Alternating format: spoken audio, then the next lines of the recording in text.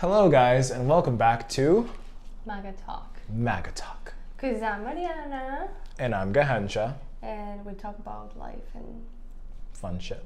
Whatever. Whatever we want to talk about because it's our channel.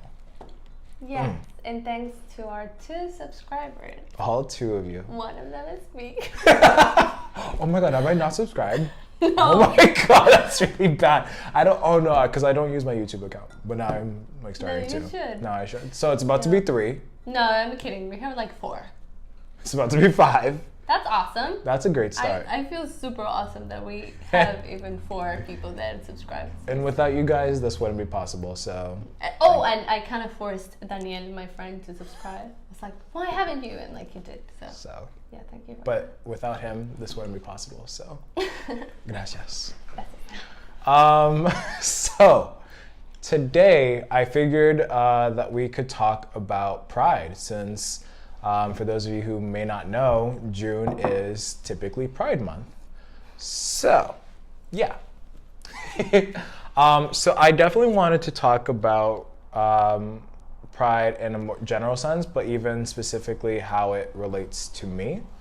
So I think I'll start with the general sense first. So Pride is a month where members of the LGBTQ plus community get together and we celebrate our queerness in various ways. Probably the biggest one is what you see on TV, which is the parades, which are super, super, super fun. I actually just went to like my first one like last That was weekend. your first one? Mm-hmm. Ever? What? I went to one. You should have said something. No, I mean, yeah. I mean, I went to the Rhode Island one. That was technically my first one. Like, I was 20, so 5 years ago. But you always like to tell your age. Sorry, that's right. A woman never tells her age. Oh my god, we're back to video too. So, yeah, that was a few years ago. And my friend, the person that I was friends with at the time, she and I got there super late. So we missed the parade, we missed everything. And we weren't able to go into any of like the bars or the clubs because we were under 21, so. Oh yeah, in the USA, listen to this. I am so sorry that I'm stealing, but this is, listen. Go ahead. You cannot go into a bar if you're under 21. Yep. You cannot buy a lottery ticket at like 7-Eleven if you're under 21. Mm-hmm. But if you're 18, you can go to Walmart and buy a gun. Or cigarettes. This is America. Or porn. This is America. Oh, okay. Yes. So we basically just walked around. And that was that. I'm so sorry. I ruined you were. No. It's fine. But like, it's true though. Like it was so lame, you know? I guess you kind of would have hoped they would have made an exception. Like, yeah, it's Pride Month. Like, come on in, or at least like don't buy alcohol, but at least come in. But no, because the laws here are very, very strict. So my friends and I, we just walked around, and that was it. So this was like my full first time experience at Pride, which was last weekend again in Rhode Island. I went to the parade, I went to the bars, to the clubs, and it was a lot of fun. And again, it's just a moment for members of this community to just come together and celebrate who we are, because we're not really, allotted that space, that opportunity the other months of the year. So, which kind of makes me feel sad in a way, like it's only 1 month a year, or maybe even in some cases it's just for a weekend. It's 1 Pride month and 11 heterosexual months. God damn it. We need at least 4 non-heterosexual months at least. That's me being generous. But I mean, it sucks. And even in some cases, it might just be a weekend. You just go to the Pride festivities on the weekend and then that's it. Why is Pride important? Why is it important to have a parade? Why is it important to have a month and not just to celebrate? Or is it just to celebrate? I think it's definitely remembering where we have come from in terms of a historical perspective, where it was You know, it still is heavily frowned upon to be gay, but it was more policed. I'm thinking, I don't know if I have my dates correct, but I think in like the 60s or 50s or whatever, where it was policed. Like, you know, certain gay spaces were shut down or raided by police because it was not acceptable. It was like illegal to be LGBTQ identifying. So, especially in other parts of the world, which I won't really speak to just because I'm not too familiar with it, so I'll speak to my knowledge of LGBTQ rights here in the USA. Yeah, Massachusetts.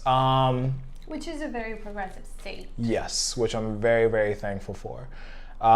So I think, again, it's just celebrating not only our queer identity now, but also just celebrating queer history and how we have made so much progress over these, you know, however many decades, and how we're still continuing to make progress as we move forward as a community.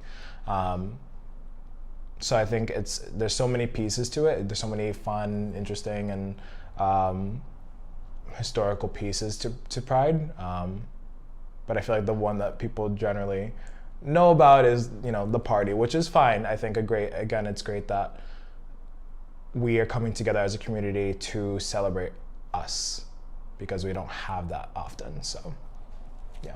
And I think that there is still a lot to do. Oh, for sure.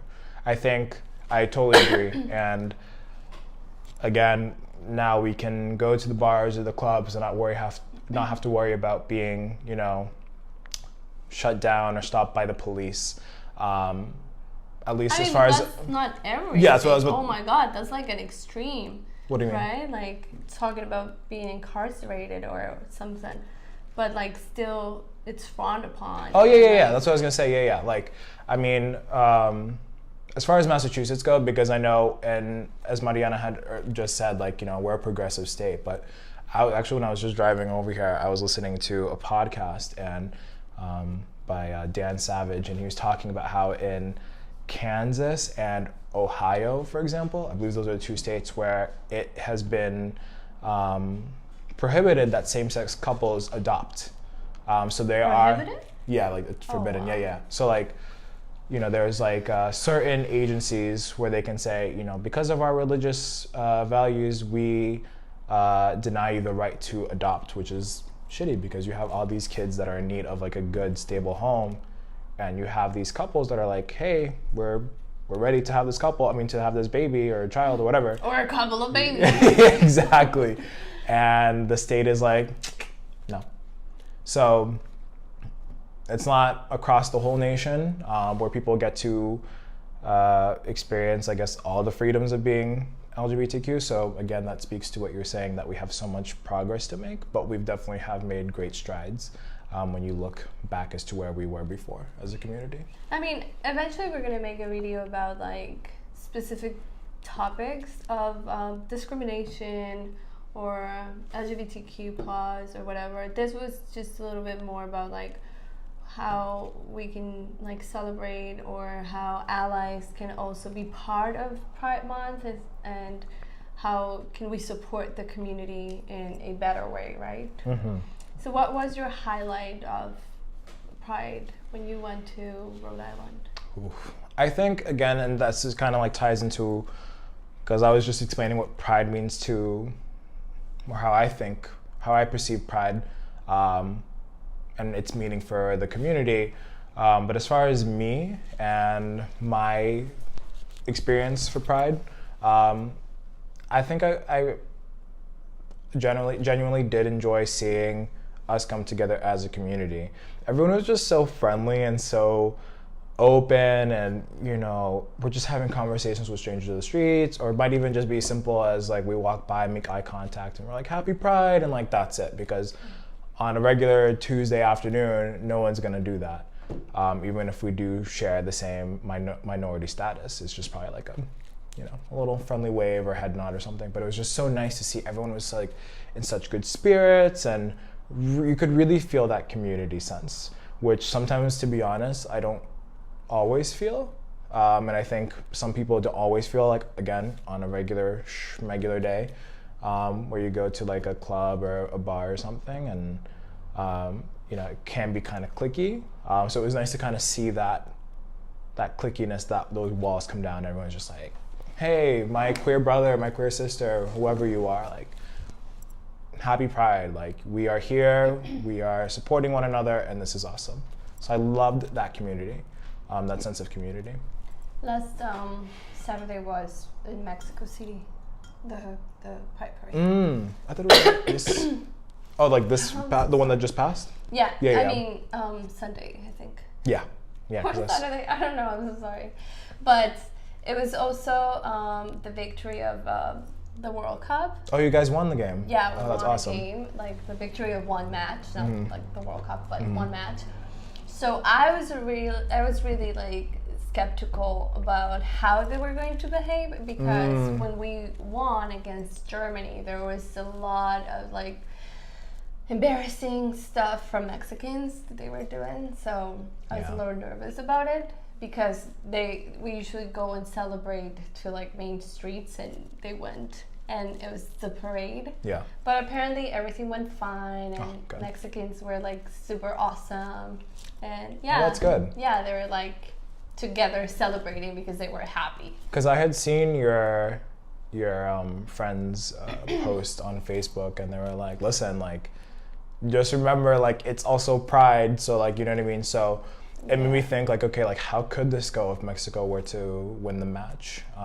Could things get kind of ugly? Are people gonna start making, like, you know, homophobic remarks or whatever? And which we were fined. Did you know that? No. So there is this like chant that in like the football match they do, where they yell like and then they yell like a like discriminatory remark, like it's I don't know if it's when they are hitting the ball, to be honest. I'm not sure when you have to do it, but they do it, and they find the Mexican, I don't even know the word, Confederación, I believe, with like $10,000 because they were yelling that, like because the fans were yelling that. Confederation? Confederation. Yeah. I don't know. Yeah. Oh my god, I know nothing 10,000? about soccer. Yes. Really? Yeah, they find them. So I hope there's a lot of people that don't understand why saying puto is wrong, but I hope that this at least opens the conversation to why it's not okay to be calling names, you know, and like we should find other ways to like, and sportsmanship. We don't really have a lot of sportsmanship in Mexico. No, but I feel like. But it all worked out. I'm sorry, I don't want to like move away from the topic. You're fine. But, no, that's true though. But and it went really good. So it was really awesome, and I had an experience in Pride a couple of years ago that wasn't that awesome. So my first Pride parade was actually like a surprise. We were in Brazil, and we were in Rio de Janeiro. Rio de Janeiro. I don't know how to say it in English.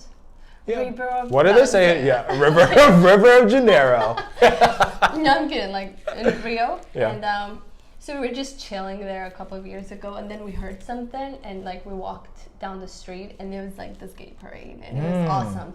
But like my friends were super uncomfortable, so we left. But that was a long time ago, and now it was in Aguascalientes, as you know, that's where I'm from, and it was a couple of years ago before I moved here, and it was a tragedy. It was a real tragedy, because one person who was going to the parade, before we started walking, he got run over and hit by a car. And it was horrible. It was the worst scene you can think of. And it was really sad because it was an issue about not being protected by the government and like not being taken seriously. And there's a lot of discrimination still. Mexico is a very machista and very sexist country, like rooted in us. And there's a lot of discrimination, and so the people that were organizing the event didn't feel like they had the support from the authority to like protect us, because I was there too. and to make sure that it was safe for everyone. So it wasn't, and someone was killed. So it was really, really sad. That sounds oh awful. my god, that was horrible. Yeah. But this year, I saw through Facebook that it went well, and they even had like still some like images of the guy that got killed, and it was more of a celebration because the time that I did it, we were all outraged and sad, and it was a serious tragedy. Of course. So yeah, so this year I saw some videos. I don't know if you guys can tell us about that because I wasn't Please do. there. Yeah. Oh my god, that's awful. Yeah. That's like traumatizing. Yeah, it was really bad. Oh, I'm sorry. But that's why we band together, we march, you know? So just, what can we do? Because as allies, what is something that specifically that we can do or not do to raise awareness or to help out during Pride? That's a great question. Oh, thank you. So, I think... It's all about me, right? No, I mean, I think it's a great question, and I think it's also a question that maybe other allies or, you know, people who are yet to identify as an ally, you know, are probably wondering. So I think the first and biggest thing anyone can do is to just be supportive. I think not only in this time of Pride, but just any time of the year, be supportive of your queer friends, your LGBTQ plus identifying friends. And go, right? Because I feel like they don't go because it's like, well, I'm not gay. Yeah. Why am I going to march? No. That's how you support. That's how you show your love for your friend or for your family member, or whoever it is that's in your life that identifies with this community. Show them support not only through words, but even actions. Action goes such a big way. You have no idea how much it means to me when I have my straight friends saying, like, even if it's something simple as like going to the club, because I've actually have had friends where they're like, ooh, the gay club? No. And like, you know, men and women, they were just like, no. For different reasons, they might have felt uncomfortable, or one friend was like, who am I gonna flirt with? And I was like, you can take one night off from flirting with a guy to just come out with me to have a good time. And there's also like women there, right? Yeah, but she's straight. It was a woman? Yeah, she's a straight woman. So like she likes to flirt, she likes to have a good time, which all the power to her. Just say her name. No, I could not. She likes to have a good time. You know, she goes clubbing, but she also likes to, like, you know, flirt. And her concern was, this was like a few years ago, she was like, if I go to the gay club, who am I gonna flirt with? You should be like, well, that's how I feel every day. And I did. And she was like, yeah, but no. Oh. So, you know, things like that, it goes such a huge way. Going to rallies, going to, you know, these events and organizations, going to Pride, going to the club or bar with us, if we ask, that goes a big way. I think going off of that as well, being mindful of your identity, who you are as a person in these queer spaces. What does that mean? So yeah, I'm trying to think of like how to elaborate. So just say it. I'm trying to be all PC about it. So what I mean by that. Yeah, you know, Americans do that, gringos do that. Like, they don't use like the whole sentence like people of color or politically correct. They say PC or POC. Yeah. Or like politically correct. I'm so sorry. Cuánto lo siento, mi gente. Perdónenme, por favor. Pero no. Just say it like it is. Like, yeah. Who cares? So, wait, what was I trying to say? So, if you are someone who is straight and you are in a queer space, don't make it all about you. Because that's not being a great and effective ally. So, if you are at a bar or you're at Pride and you're like bitching and moaning because, like, oh, like I have no one to flirt with, or like whatever it is. Or what it's even worse, like, oh, I'm so awesome. Right. Because I am here supporting. Yes, you know? that's worse. Or like, you know, fetishizing the LGBT community. I cannot tell you how many times as a gay man, a straight woman has like fetishized me, like made me like how? Like this cute little item to have, like if I came out to them and they're like, cute. stop. You're an item. No, I'm not. Knock it off. I'm gonna like start blushing. I don't even think I can blush. Anyways, you know, I'm like, oh my god, you're gay, so like this means we can go shopping, right? And you can help me pick out clothes and da da da da. And I was like, whoa, whoa, Has whoa. that happened to you? Seriously? Plenty of times. And I'm like, I don't even know how to dress myself. Like I still like consult my friends or family to see if like something matches. Like, no, I can't. Or like, oh my god, we can like go watch musicals, right? And I'm like, I hate musicals. What? I know. I hate musicals. I What? hate. I mean, we The wouldn't be doing this if I do that. The only musical that I like, I know you're gonna hate me, is High School Musical. Oh my god. I know, but it's good. I liked it. I liked it as a kid. You know, this is just too difficult now. But again, that's an example of how to not be the best ally I know you can be. So, you know, I want to show my faith. You know, so just again, being mindful of who you are and where you are and the words and your actions. Because we're people too. We have feelings, we have thoughts. So don't be like, oh my God, like gay people, I love my cousin's gay and maybe I can set you guys up. No, don't, because that's happened to me 1,000 times. I hate that. It hasn't happened in a while, but still. I'm trying to think of other ways. I think also if someone does come out to you, whether it's during this Pride season or just again any of the other 11 heterosexual months of the year, again, be supportive.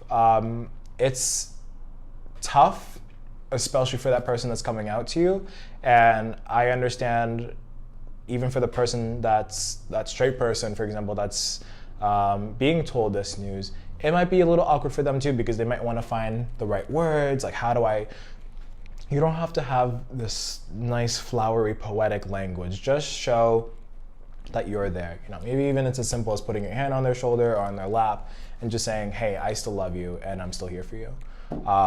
And again, that goes such a long way. Don't be an asshole. Yeah, I think that's, to sum it up, don't be an asshole. Like, that is it. Yeah. Don't. Nobody wants to be around an asshole. Like, that's not fun. So, just don't. Unless you're an asshole and you like to be around assholes. That's true. What's that saying? Like, misery. Assholes are good assholes. Yeah, we're gonna trademark that, and we're gonna put it on a pillow. Oh boy. Find it at Marshall's or Home Goods. Yeah. So yeah, I feel like compassion is more important than anything. Mm-hmm. More important than a joke. Mm-hmm. More important than I want to speak my mind, you know, or you know, let's be sensitive, let's be empathetic towards everyone, and like, you know, if you don't say your fucking joke, you're not that funny. Anyway. Unless you're in a stand-up, you know, context means everything. So just be mindful of that. Mm-hmm. Yes. And I think that's it for tips. And I mean, if you were ignoring those 3 that I had mentioned, don't be an asshole. That's the one thing that you should take from this video. Don't be an asshole. Yeah. And I think one more thing that I want to mention about Pride and about coming out and kind of like what it means to me, so it's all kind of like intertwined, is seeing how where I came from like years ago and where I'm at now. I'm not gonna give too much away, but I'm just gonna say that like, it's classified. Oh my God, what if I get emotional? Oh. I won't, I promise.